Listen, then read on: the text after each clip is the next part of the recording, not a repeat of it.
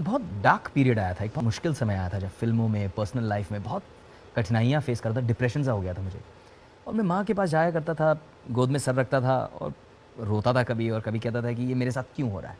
तो उन्होंने मुझे कहा कि शादी कर ले, शादी कर ले, शादी कर ले। फिर मैंने काफ़ी मना किया कि मुझे नहीं करनी है शादी, I am happy single. Mom को ये मंजूर नहीं था। लड़कियां दिखाई काफ़ी, जैसे पता भी नहीं होता था, मैं घर आया हूँ और कोई बैठे हैं सामने गेस्ट, तो मैं नमस्ते नमस्ते हेलो। फिर 15 मिनट बाद समझ में आता, ओह ये सेटअप है, मतलब ये एक अटेम्प्ट है कि ये कुछ क्लिक हो जाए मामला। और मैं लंदन में शूट कर रहा था और मुंबई आ रहा था वापस, तो उनका फ़ोन आया कि ये कैसी लड़की है। मैं कहा माँ फिर से शुरू कर दिया आपने। तो देखो मेरी एक रिक्वेस्ट है, वो इस वक्त अपने परिवार के साथ फ्लोरेंस में, इटली में हॉलीडे कर रही है, आप वहाँ रुक के उसे एक बार मिल लो, मुझे लड़की बहुत पसंद है, मुझे लगता है she is the girl for you. तो मैंने कहा मामा ये देखो आप मुझे कहाँ इस संकट में डाल रहे हो, कोई हॉलीडे पे है उनकी फैमिली के साथ, उसके बीच में मैं जाऊँगा मिलने। तो उन्होंने कहा मेरे लिए एक ये कर दो, उसके बाद मैं कुछ नहीं कहूँगी, I will never ask you again. तो मम्मी ने इतनी बड़ी बात कह दी, तो मैंने कहा ठीक है मैं जाऊँगा, चंद घंटों के लिए मिलूंगा, सुबह पहुँचूंगा और शाम की फ्लाइट लेके वहाँ से निकल आऊँगा, I will catch a via. तो वाया फ्लाइट के चक्कर में वहाँ पहुँचा और पहली बार प्रियंका से मिला। अब माएँ होती हैं ऐसी हैं कि उन्हें सब पता होता है अपने बच्चों के बारे में। तो शी न्यू, वो मिल चुकी थी प्रियंका से, तो उन्हें लगा कि ये लड़की मेरे बेटे के लिए बिल्कुल सही रहेगी। आई मेट हर, और पता नहीं क्या हुआ कि आधे एक घंटे के अंदर ऐसी बात होने लग गई और मुझे उनकी सिंप्लिसिटी बहुत अच्छी लगी। मुझे लगा कि एक लड़की बॉलीवुड के एक लड़के से मिल रही है और बिल्कुल साधारण, ना हील पहनी है ना कोई मेकअप, बाल ऐसे ही खुले और सिंपल से कपड़ों में आई, and she was so confident and comfortable. और मुझे याद है कि मैं थोड़ी सी हीरोगिरी कर रहा था, जैसे अक्सर होता है ना, आप इंप्रेस करने के चक्कर में कुछ करते हैं। तो उन्होंने 5 मिनट सुनने के बाद मुझे पूछा कि आप हमेशा ऐसी बात करते हैं? तो मैं शॉक हो गया, do you always talk like this? तो मैं शॉक हो गया, मतलब नॉर्मल रह लो, नॉर्मल से बात कर लो। मुझे ये इतनी अच्छी लगी ये लड़की। और दूसरी बात मुझे याद आई थिंक जो जिस बात ने मुझे हुक किया, उसने कहा कि so tell me who you are। तो मैं कहा मैं एक एक्टर हूँ। So she says no, that's what you do, not who you are। वो तो सिर्फ आप काम करते हैं, आप अंदर कौन हो, who are you really। तो वो जब बात हुई मुझे लगा यार ये लड़की है, इसके साथ मुझे ज़िंदगी बतानी है। एंड तब जब मैंने मामा को फ़ोन किया तब मुझे इतनी एम्बेरसमेंट हुई, और मामा खींच भी रही थी मेरी कि क्यों तुम तो आने वाले थे वापस, क्या हुआ? मैंने कहा नहीं मैं 2 दिन डिले करता हूँ, I want to spend some more time here. And चट फटाफट शादी हो गई। हम 4 जुलाई को मिले, 7 सितंबर को एंगेजमेंट हो गई और 29 अक्टूबर को शादी हो गई। Wonderful, that's really nice. एक बेटे और माँ का रिश्ता हमेशा बहुत ही क्लोज रिश्ता होता है। माएँ थोड़ा सा फेवर करती हैं बेटों को हमेशा। तो आपका रिश्ता आपकी मदर के साथ कैसा था? मेरी बहन हमेशा यही कहेगी कि मम्मी तुम्हें फेवर करती है हमेशा। आई थिंक मम्मी जब बहुत छोटी थी उम्र में, तब मैं हुआ, I think she was only 20 साल की थी, और हमारा एक रिश्ता माँ बेटे के साथ साथ एक दोस्त का भी रिश्ता रहा जब मैं टीनेजर बना। मुझे याद है कि जब मैं अपने 10th स्टैंडर्ड के बोर्ड एग्जाम्स दे रहा था, तो मम्मी का फेवरेट सब्जेक्ट हुआ करता था हिस्ट्री। वो खूब पढ़ती थी और उनका हमेशा ये एक, उनके मन में हमेशा ये था कि मैं सिर्फ ग्रेजुएशन कर पाई, अपनी एमए नहीं कर पाई, और एमए हिस्ट्री करना था उनको। तो मुझे याद है जब मैं अपने बोर्ड एग्जाम्स की पढ़ाई कर रहा था तो मैंने उनको प्रेरणा दी। मैंने कहा मामा मैं तो पढ़ ही रहा हूँ, आप भी मेरे साथ पढ़ो, why don't you give your MA history exams. So actually she applied, और उस समय ऐसा हुआ कि हम एक दूसरे के लिए कॉफी बनाया करते थे। हम एक दूसरे को अवेक, मतलब वो स्टडी पार्टनर होता है ना कि भाई आप जागो, अब यू नो मैं सो रहा हूँ 2 घंटे के लिए, हाँ बिल्कुल, मैं रेस्ट ले रहा हूँ, अब आप रेस्ट ले लो। तो एक घर में ही स्टडी पार्टनर हो गया था। आपके पेरेंट्स के अलावा इस दुनिया में आपको उस हिसाब से, उस सेल्फलेसनेस के साथ, निस्वार्थ भावना के साथ कोई प्यार नहीं कर सकता। सिर्फ जो आज मैं जब बाप बन गया हूँ तो मुझे वो एहसास हो रहा है, महसूस हो रहा है कि हाउ हम बच्चों को हमारी हर ज़रूरत के आगे रखते हैं, हमारी ज़रूरतें पीछे हो जाती हैं। My mother is my inspiration, my mother is my hero. और मुझे आज जो भी मुझे इज़्ज़त मिली है सामाजिक कार्यों के लिए, मुझे लगता है कि उसकी नींव की ईंट जो है वो मेरी माँ है। लेकिन ये भी है कि जैसे वो तो बिल्कुल नहीं चाहती थी कि आप फिल्म लाइन में, और आपने हर वो काम किया जो वो नहीं चाहती थी, एक्सेप्ट शादी। तो अब आ जाते हैं आपकी फर्स्ट फिल्म कंपनी पर। कैसे मिली, कितनी स्ट्रगल रही उससे पहले? जब मैं शायद 15-16 साल का था कॉलेज में, सडनली खर्चे बहुत होने लग गए, क्योंकि आप कहीं दोस्तों के साथ जाते हो और सडनली 100-200 रुपये ऐसे ही खर्चे हो जाते थे। हमारे कॉलेज के समय सोशल्स हुआ करते थे, जहाँ पे पार्टीज़ हुआ करती थी और उसके लिए आपको टिकट खरीद के जाना पड़ता था, ये शोज़ हुआ करते थे। तो उसमें मेरी पॉकेट मनी थी कुल मिला के महीने की 500 रुपये। अब वो मुझे लगता था कि ये बाबा आदम के ज़माने की पॉकेट मनी है जो अपग्रेड हुआ नहीं है। तो उसमें क्या था, सिर्फ बस के पैसे होते थे। और मैं हमेशा फादर से पूछता था और वो कहते थे घर में 4 गाड़ियाँ हैं, लेकिन आप बस से जाओगे और बस से आओगे, ट्रेन से जाओगे, ट्रेन से आओगे, क्योंकि आपको सीखना है, सब आपका है, लेकिन you have to struggle, you have to learn, क्योंकि मैंने भी स्ट्रगल किया और मैंने भी लर्न किया। ज़िंदगी में कब कैसे होता है किसी को पता नहीं। तो उस फिलॉसफी की वजह से स्ट्रगल शुरू हुई। स्ट्रगल के चक्कर में कहा, मेरा थोड़ा सा आर्ग्यूमेंट सा हो गया कि यार 500 में काम नहीं होता। तो कहा लेना है तो लो, मरना मत लो। अब ईगो में आके उस मोमेंट में तो कह दिया नहीं चाहिए। अब गुजारा कैसे होगा आगे काम कैसे होगा। तो फिर मैंने क्या किया, छोटी छोटी चीज़ें, जैसे RTVC में यहाँ पे रेडियो एंड टेलीविजन सेंटर में जाके वॉइसिंग करने लग गया, रेडियो प्लेस करने लग गया, उधर से चेक आया करते थे। फिर जो सपोर्ट करने लगे अपने आप को, जितने अपने English serials, bold and the beautiful, Santa Barbara, Walt Disney के cartoons, young and the restless, ये सब जो हिंदी में डब किया करते थे, मैं उनकी जाके डबिंग करने लग गया, वॉइसिंग आर्टिस्ट बन गया। तो ये सब चीज़ें करते करते I started earning thousands and thousands and thousands. तो एक इंडिपेंडेंस सी आ गई। जब न्यूयॉर्क से वापस आया तो पिताजी ने मेरे लिए एक फिल्म प्रोड्यूस करने का प्लान किया और अब्बास मुस्तान साहब उनको साइन किया, उनको कहा कि आप एक कहानी लिखें, मेरे बेटे का लॉन्च। और यही मतलब प्रथा तो यही थी कि हर किस्म का मतलब डांस, एक्टिंग, ये वो सारी चीज़ें लड़का कर सकता है, उसे एक लॉन्च पैड बनाया जाए। लेकिन ये बात मुझे बहुत चुभती गई क्योंकि एक इंडिपेंडेंस सेट इन हो गई थी तब तक सोच में, विचार में। मैंने एक दिन पिताजी के साथ बात की, मुझे याद है वो आज भी। मैंने कहा ये मैं नहीं कर पाऊँगा। मैंने क्यों, क्या हुआ? और आप प्रोड्यूस करोगे तो मैं ये काम नहीं कर पाऊँगा। क्यों? तो मैंने कहा आपकी ज़िंदगी भर की पूंजी है और आप इसको दाव पे लगा रहे हो। वो प्रेशर मेरे लिए इतना ज़्यादा है, I can not do it. अगर कुछ ऊपर नीचे हो गया, I will not be able to forgive myself कि मेरी वजह से ऐसे हुआ। आप भी आए, आपके टैलेंट पर आपने स्ट्रगल किया, मैं भी स्ट्रगल करूँगा। तो उन्होंने कहा कि बेटा तुम्हें प्लेटफॉर्म मिला है, मैं यहाँ बैठा हूँ, क्यों स्ट्रगल करोगे? तुम्हें पता नहीं है स्ट्रगल कितनी मुश्किल बात है। लेकिन मैंने मन बना लिया था कि मैं स्ट्रगल करूँगा। तो अब्बास मुस्तान साहब से हाथ जोड़कर नमन करके मैंने कहा कि एक दिन मैं आपके साथ ज़रूर काम करूँगा सर, लेकिन इन हालातों में मैं नहीं कर सकता। तो उन्होंने कहा देखो बोलना बहुत आसान है, करना बहुत मुश्किल है। और जब मैंने शुरू की स्ट्रगल तो मैंने डिसाइड किया कि मैं ओबरॉय ये शब्द यूज़ नहीं करूँगा, अपना लास्ट नेम यूज़ नहीं करूँगा, सिर्फ विवेक की तरह अपने आपको इंट्रोड्यूस करता था। I am Vivek Anand and मैं एक्टर बनना चाहता हूँ। अपना पोर्टफोलियो लेके ऑफिस में जाने लगा। अब जो 8-8 घंटे 12-12 घंटे की स्ट्रगल होती थी तो नानी याद आती थी। वेट करो। अच्छा वो फिर भी ठीक है, हमारे यहाँ हिंदुस्तान में एक चीज़ जो फ्री मिलती है ज़रूरत से ज़्यादा, वो है एडवाइस। आपको दुनिया भर मिलके एडवाइस करेंगे कि भैया आप क्यों एक्टर बनना चाहते हो, मत बनो, छोड़ो, इंडस्ट्री ख़राब है, ये है वो है, आप बन ही नहीं सकते। आपको क्रश भी कर देंगे, आपकी जो एक सेल्फ कॉन्फिडेंस है उसको बिल्कुल क्रश कर देंगे कि भैया कहाँ टाइम वेस्ट कर रहे हो। तो वो जो चेहरा मैंने एक इंडस्ट्री का देखा, I had never seen that before, क्योंकि हमेशा एक स्टार का बेटा था तो एक अलग चेहरा देखा। अब इस तरह से जब मैंने देखा इंडस्ट्री को तो इट चेंज माई पर्सपेक्टिव। लेकिन एक चीज़ ये हुई कि नकारात्मक होने की वजह के बदले में मैंने उसे एक पॉजिटिव वे में लेकर सोचा कि अब मैं मतलब एक निश्चय और दृढ़ हो गया कि अब मैं इसको करके रहूँगा। मुझे एक इन्फॉर्मेशन मिली थी कि राम गोपाल वर्मा साहब एक फिल्म बना रहे हैं, कंपनी।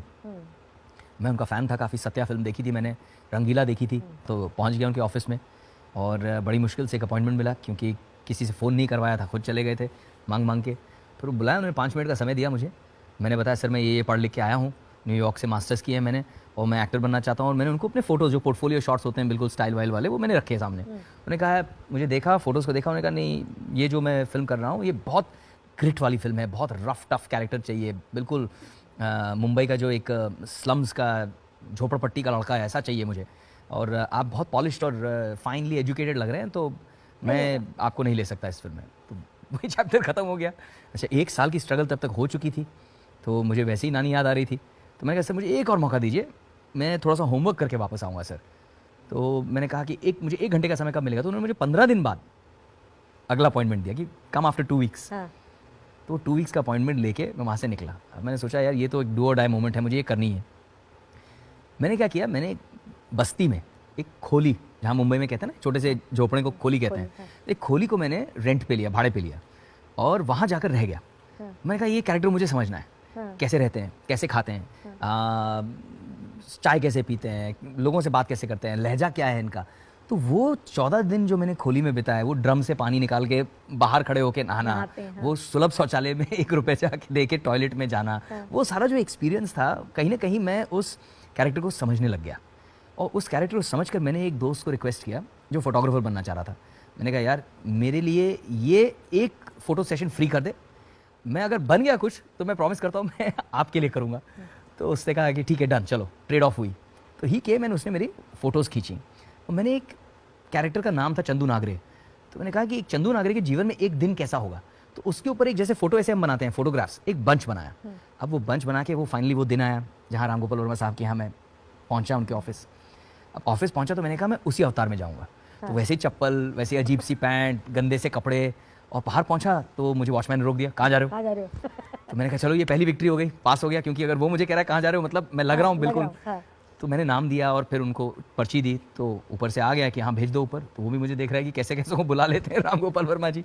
अच्छा, वो कांच जो लगाता है दरवाजे पे, तो दरवाजे के कांच पे मैं अपनी परछाई को देख रहा था और मुझे सडनली लगा कि यार मैं फेस बहुत क्लीन सा लग रहा है।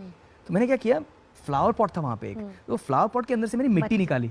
मिट्टी निकाल कर ना ऐसे ऐसे अपने हाथ, उंगली पे मल के फेस पे भी मलने लग गया। अब आप सिर्फ वो क्लोजअप सोचो उस वॉचमैन का जो मुझे देख रहा है कि ये आदमी क्या कर रहा है यहाँ पे खड़े रहके, मिट्टी लगा रहा है अपने मुंह पे। तो वो सब लगा के मैंने एंटर किया। वर्मा जी के ऑफिस के दरवाजे के बाहर खड़े रहकर ऊपर वाले का नाम लिया, एक हाथ में वो सारे फोटोज़ का बंडल और एक मुंह में बीड़ी लगाई और कैरेक्टर बन के बिल्कुल एंटर किया, बिल्कुल उसी एटीट्यूड में वॉक इन करके कुर्सी खींची, कुर्सी पे बैठ के पैर सीधा उनके टेबल पे रख दिए। टेबल पे रख के मैं ऐसे बीड़ी फूकते हुए उनको देख रहा हूँ और बंडल फ़ोटोज़ का मेरे हाथ में है। वो मुझे देख रहे हैं कि कौन आया है, समझने की कोशिश कर रहे हैं, याद करने, मुझे एक ही बार देखे थे इससे पहले। फिर मैंने ऐसे ही बंडल फेंका स्टाइल में उनके डेस्क पे और मैंने कहा कि थोपड़ा क्या देखता है, फोटो देख फोटो। और ऐसे बीड़ी इधर उधर, अंदर से तो धक धक धक धक धक धक हो रहा था, इतना नर्वस था मैं कि क्या रिएक्शन आएगा पता नहीं। पर वो फोटो देखने लग गए और फिर उन्होंने इस निराले अंदाज को अपनाया और कहा कि ऐसा ऑडिशन मैंने आज तक नहीं देखा, मैं आपको साइन कर रहा हूँ। जैसे ही उन्होंने मुझे कहा कि सर पक्का, तो उन्होंने कहा पक्का सर, मैं आपको बताना चाहता हूँ कि मैं सुरेश ओबेरॉय जी का बेटा हूँ और मैं चाहूँगा कि आप एक बार उनको फ़ोन कर दो और उनको कह दो कि मुझे ये मतलब रोल मिल गया।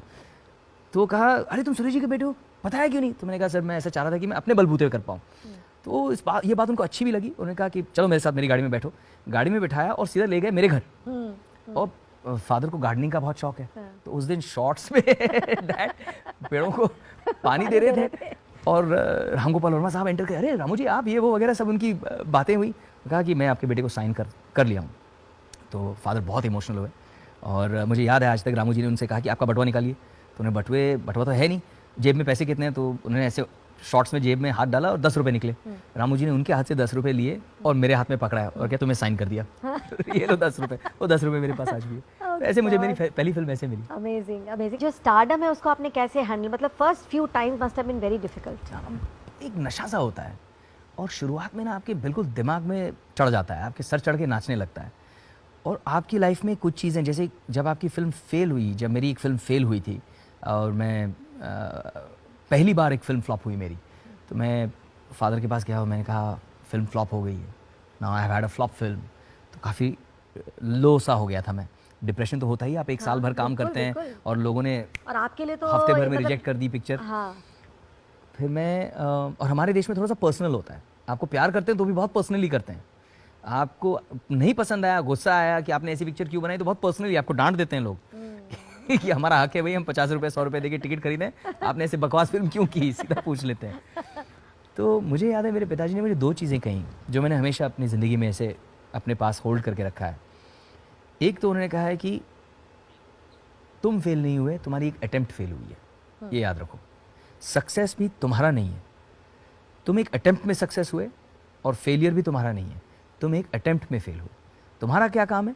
अटेम्प्ट करते जाना, काम करते जाना, कोशिश करते जाना। इतने सीरियस रोल्स, रोमांटिक रोल्स करके फिर आपने थोड़ा सा एक शिफ्ट किया कॉमेडी की तरफ। तो आपको पहला कॉमेडी का रोल जो बहुत ही हिट हुई फिल्म मस्ती, उसमें मिला, तो वो रोल आपके पास कैसे आया? बिकॉज कोई कैसे सोचेगा कि आप कॉमेडी भी कर सकते हैं? एक्चुअली इंदू जी और अशोक जी के साथ मैं एक लव स्टोरी डिस्कस कर रहा था। लव स्टोरी के चक्कर में उन दिनों मैं युवा शूट कर रहा था मणिरत्नम सर के साथ। तो वो चेन्नई आए और मुझे वो स्क्रिप्ट सुना रहे थे और मुझे वो स्क्रिप्ट उतनी समझ नहीं आ रही थी। मुझे लगा नहीं, कुछ और इसमें काम बाकी है। बैठे बैठे मैंने कहा और क्या, किन चीज़ों पे काम कर रहे हो? तो उन्होंने कहा हम एक फ़िल्म बना रहे हैं, ये मस्ती। मैंने कहा क्या स्टोरी है? तो बताने लग गया स्टोरी। तो मैं हंसा, इतना हंसा स्टोरी सुन के, लेकिन मैंने कहा यार लेकिन ये फिल्म मैं कैसे करूँगा, मैं कॉमेडी, वो भी स्लैपस्टिक टाइप की, it's really not my space. फिर धीरे धीरे इंदू जी ने मुझे कन्विंस किया और मैं जितना सुनता गया कन्विंस हो गया। और मेरे लिए काफ़ी स्ट्रगल था, क्योंकि एक पर्सनालिटी हो जाती है, आपकी एक बॉडी होती है, और बिल्कुल उसे ढीला छोड़ के जिस तरह से मस्ती में करना था, बंदर बन जाना था, वो मैंने कभी किया नहीं था। तो वो करने में मुझे काफ़ी हिचक रही। बट धीरे धीरे आई थिंक दोस्ती हुई उनके साथ, तो ज़रा कंफर्ट हुआ, कंफर्ट की वजह से मैं थोड़ा सा खुल गया और वहाँ से मस्ती सीरीज शुरू हो गई। लेकिन ये जो कॉमेडी थी, दोनों फिल्में थी, थोड़ी एडल्ट कैटेगरी में थी, थोड़ी सी अबव द टॉप थी। तो आपको ऑकवर्ड लगा क्या ये फिल्में करते हुए? मुझे बहुत ऑकवर्डनेस हुई, मुझे याद है, क्योंकि कर तो दी, जब मम्मी ने कहा कि मैं तो तुम्हारी हर फिल्म देखती हूँ, मुझे भी ये भी फिल्म देखनी है, तो मैंने कहा नहीं, आप प्लीज़ ये फिल्म ना देखें। तो मम्मी और उनकी सारी दोस्त जो मतलब मेरे लिए सब मॉम्स ही हैं, 20-25 गए फिल्म देखने। हाँ। मैं तो भाग गया थिएटर से।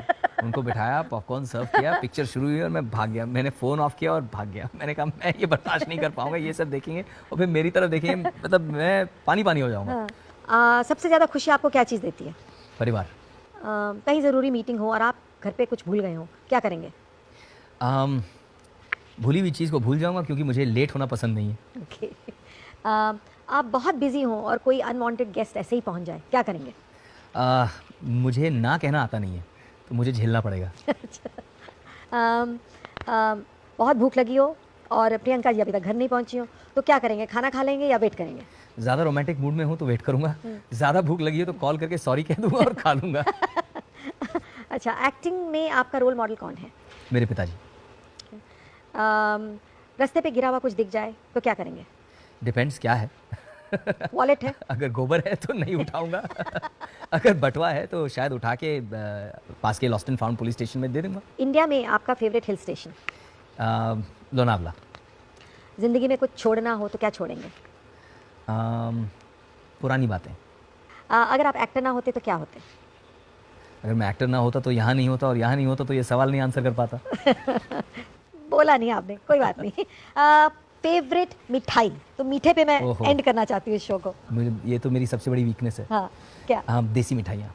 हाँ, बट उसमें अजमेरी कलाकंद, बेसन के लड्डू, मथुरा के पेड़े, रबड़ी, अब एंडलेस लिस्ट है। चमचम, बंगाल का वो क्या कहते हैं, नौलेन गुरु संदेश, मतलब एक एक कहाँ हर प्रांत का, साउथ का मैसूर पाक, बाप रे बाप, बहुत बड़ी वीक।